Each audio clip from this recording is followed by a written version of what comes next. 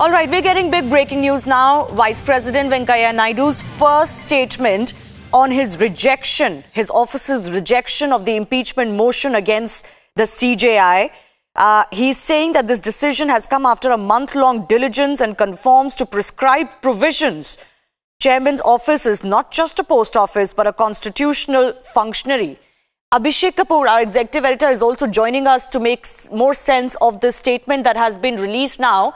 Abhishek, this is what preeminent jurists, legal eagles had also said, that under the Judges Inquiry Act, the Vice President's office has full authority to prejudge a motion before it allows even a committee for inquiry. And that's exactly what this statement is also talking about.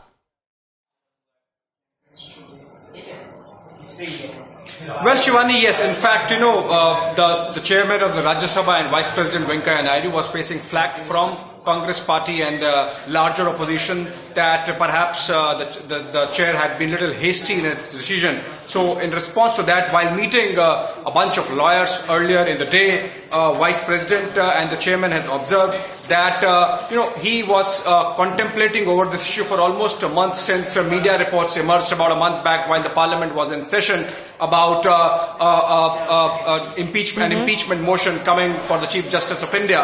And in this statement, Mr. Venkaiah Naidu has quoted Section 3(1) of the Judges Inquiry Act 1968.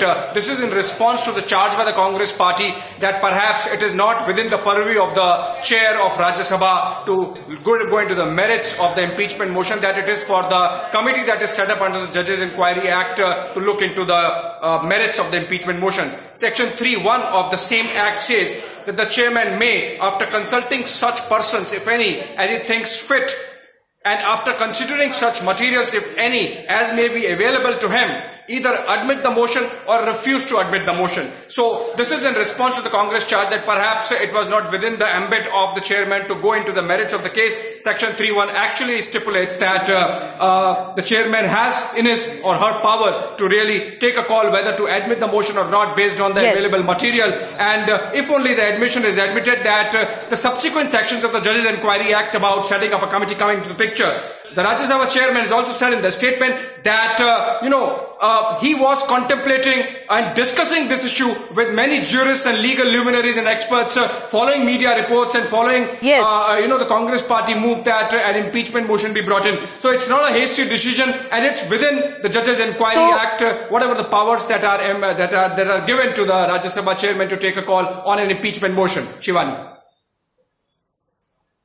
Absolutely. In fact, that part of his statement, Abhishek, that he has been deliberating upon it for almost a month is a very telling statement. He actually even goes on to say in his first statement that as many as 10 lawyers met him this morning to congratulate him and compliment him and actually say that the chairman's decision in time has saved the dignity of the office of Chief Justice of India and the apex court. While Venkaiah Naidu says that he doesn't believe that this warrants any compliments, he did what was expected of him. This is a fitting reply to the hastiness argument that was made. In fact, many preeminent jurists even say today, Abhishek, that challenging this refusal in the Supreme Court is actually not going to be easy for the Congress. It will be legally perhaps untenable.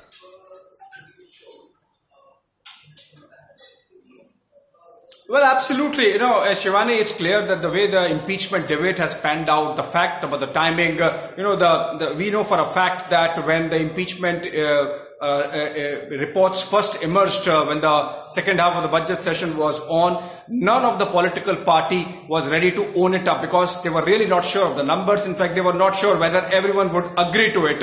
And in fact, as the parliament session ended, all talk of impeachment motion against the CJI were buried. Now, essentially, after the Judge Loya verdict, perhaps the Congress party thought that the mood in the opposition would give some traction, and that's why this whole issue of impeachment was resurrected. So there are issues which indicate towards this impeachment move being very political in nature, and that's why if the Congress party so chooses to go to the Supreme Court and file a petition against the denial by Rajya Sabha Chairman and Vice President, it's clear that it's going to have many legal hurdles. The first of it obviously would be that the Chief Justice of India, against whom this impeachment motion has been moved, is the master of the roster, and then the 4 subsequent judges in seniority are those who have in some ways rebelled against the Chief Justice.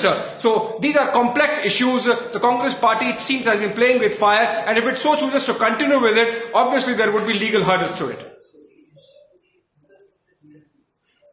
All right, Abhishek, I appreciate you joining us and putting this in perspective. The Vice President coming out with his side of the story as far as the behind the scenes of what went on as that impeachment motion was rejected. Many say justfully so. Moving